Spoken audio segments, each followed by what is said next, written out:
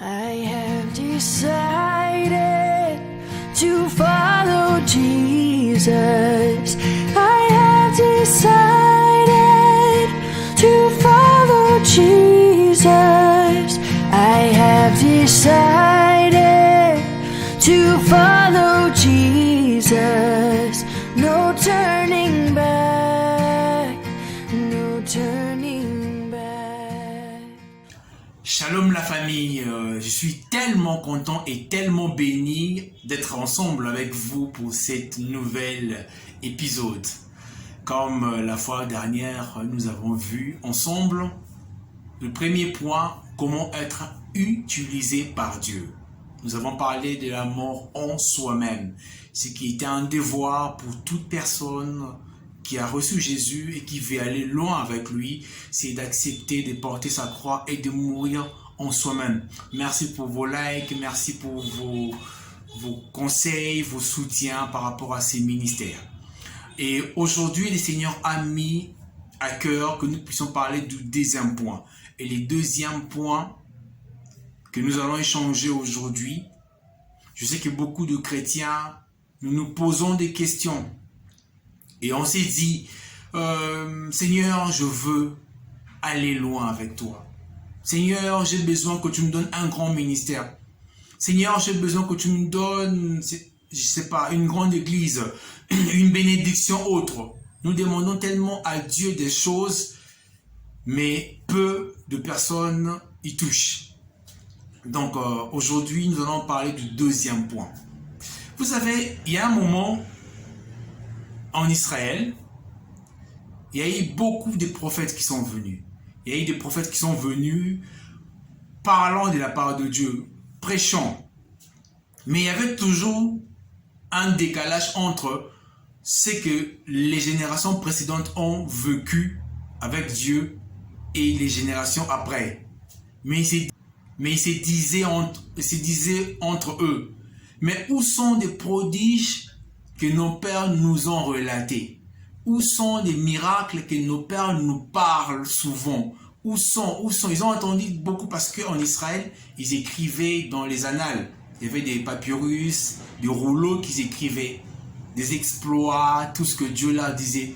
Mais ils vivaient dans des moments difficiles. Voilà même pourquoi, quand Jésus est venu, les Juifs n'ont pas reçu parce que, d'après eux, ils attendaient un Messie guerrier, un Messie d'un homme de guerre, et non un Messie qui était un homme simple qui vivait avec tout le monde. Donc, ils attendaient un Messie qui devait venir là libérer entre les mains des Romains.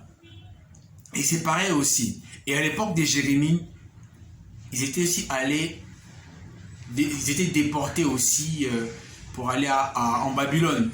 Mais avant ça, ils se posaient des questions. Ils se disaient, où sont des prodiges? Où sont des miracles? Où est le Dieu de nos pères, le Dieu d'Abraham, d'Isaac et de Jacob? Ils se posaient tellement de questions pour ça. Et un jour, Dieu a dit à Jérémie d'aller dans la maison d'un potier. Le potier, c'est un artiste qui fabrique des objets, mais en base d'argile. Donc il prend l'argile, il bat l'argile, il travaille et il fait des formes.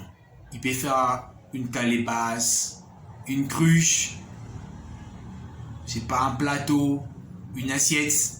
Donc il travaille ici et à un moment il peut broder.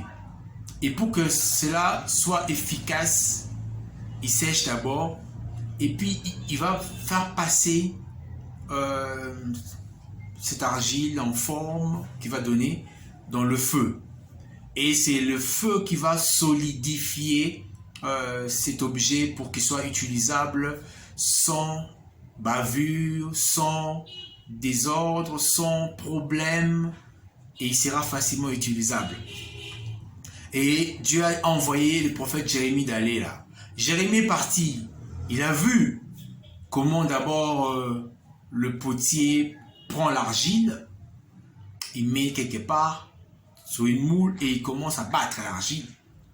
Il bat l'argile et puis il met de l'eau. Et c'est comme ça, jusqu'à ce que l'argile deviendra malléable. Quand on dit malléable, c'est que une forme qu'on peut... En fait, ça atteint un niveau où il sera facile à manipuler pour donner une forme. Et après ça, il va essayer. À chaque fois qu'il va remarquer que la forme qu'il donne ne correspond pas avec son imagination, il sera censé de refaire. Et pour refaire, il doit encore ramener aux premières étapes où il doit encore battre, rendre cela une forme malléable et juste après, refaire encore la forme. Et s'il réussit la forme, il va un peu sécher cela sous le soleil et après il mettra cela dans un four pour bouillir à une très haute température. Donc, le deuxième point que nous allons partager aujourd'hui, c'est que nous devons laisser le temps à Dieu. C'est ce que Dieu a dit. Dieu a dit à Jérémie, va dans la maison du potier, apprends. Il dit, c'est pareil aussi ce que je vais faire avec les enfants d'Israël. Tu as eu un grand ministère, tu as un appel de Dieu. Tu es appelé à aller loin. Mais laisse-moi te dire, le Seigneur te demande aussi de laisser du temps. Peut-être pour le moment, tu es dans une période où Dieu malaxe l'argile et l'eau. Je ne sais pas combien de temps ça va prendre. Ça peut prendre 1 année, 2 ans, 3 ans, où Dieu est en train de malaxer ta vie. Malaxer. Il veut te préparer à ce que tu deviennes, tu atteignes un niveau où facilement, s'il t'envoie, que tu partes. Et ça peut prendre du temps. Et si Dieu a fini à te malaxer et que tu deviens malléable, il va t'amener maintenant dans une période où il veut te donner une forme. Et à chaque fois que Dieu veut te donner une forme, X ou Y, et que toi tu refuses, sache que tu rentres en arrière parce que Dieu regardera et il va trouver que la forme qui pense sur toi n'est pas celle que tu es maintenant. Il va encore te ramener vers le début pour malaxer encore. Mais si tu réussis la forme de la pâte et la forme d'un objet, il va t'exposer sous le soleil et après il va te faire passer dans une fournaise, ardente pour que tu deviennes solide. Ce sont les étapes. Malaxer, c'est l'étape d'appel. Donner la forme, c'est l'étape de la formation. Exposer sous le soleil, c'est l'étape où il te teste. Et puis le four, c'est l'étape où il te met à l'épreuve. Et après cela, il va te exposer. Mes frères et sœurs, je sais que ce n'est pas facile. Ce n'est pas du tout facile. Mais s'il vous plaît, laissons le temps à Dieu. Laisse le temps à Dieu. Jésus a attendu 30 ans avant de commencer son ministère. Il a gêné 40 jours et 40 nuits pour faire que 3 ans. Je sais que beaucoup de gens aiment Moïse. Moïse a conduit Israël dans le désert pendant 40 ans. Il est mort à 120 ans. Et on nous montre que Moïse n'était jamais plein au désert. Pourquoi? Parce que Moïse aussi a fait 40 ans dans le désert. De 40 ans à 80 ans avant d'aller pour libérer Israël. Donc il a vécu proportionnellement au type de son appel. Donc il est passé dans une école à Madian qui correspondait à son appel. Laisse à Dieu le temps de te briser, de te transformer. Je sais que tu as un grand talent. Dieu peut mettre devant toi, sur ton chemin, un responsable qui n'a pas de grâce que tu as. Mais Dieu veut te forger.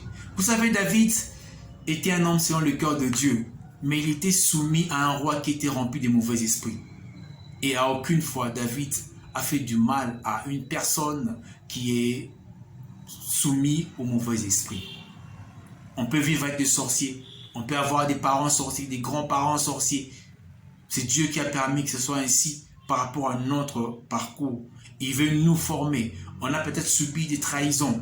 Mais ce qui est important, c'est que laisse Dieu faire le travail dans ton cœur. Laisse-lui le temps. Laisse-lui le temps. S'il te plaît, laisse le temps à Dieu. Ça ne sera pas facile. Je te rassure, ça ne sera pas facile. Mais si tu passes cette étape, ou du malaxage, l'étape de la forme, l'étape du séchage et l'étape de la fournaise ardente, tu deviendras une personne que Dieu va utiliser puissamment. Merci beaucoup pour avoir suivi cette vidéo. Je nous demande de nous abonner, je nous demande de liker, je nous demande aussi de laisser des commentaires parce que nous voulons vraiment marcher ensemble avec vous. Que Dieu nous bénisse. Partageons la vidéo à nos proches, partageons la vidéo à nos frères, afin que la gloire de Dieu soit manifeste dans nos vies et qu'en suivant cette formation ensemble, que nous devenons de personnes et des disciples que Dieu va utiliser. Que Dieu nous bénisse.